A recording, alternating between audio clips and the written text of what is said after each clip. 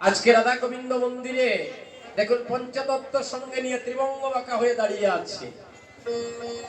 বলছে কুটিচন্দ্রের জ্যোতি শিরোধনীতে দাঁড়িয়ে আছে। তাই তো বলছে চাঁদের আলোয় আলো করেছে,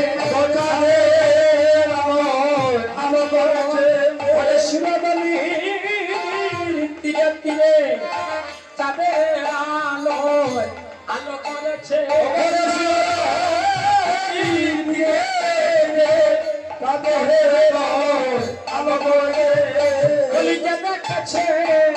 সে বলেছে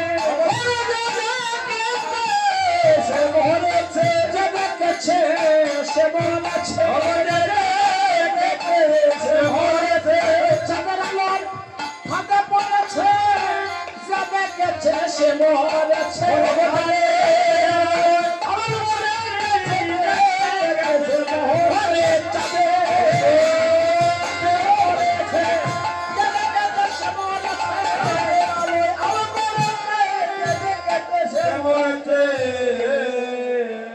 জয় মহাপ্রভু।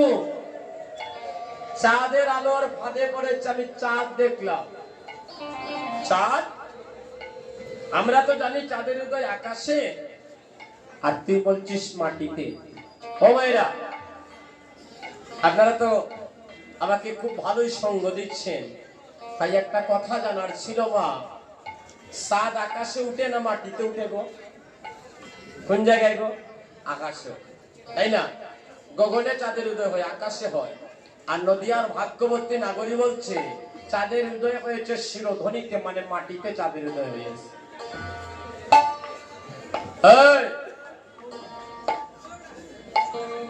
তুই কেমন চাঁদের কথা বলছিস?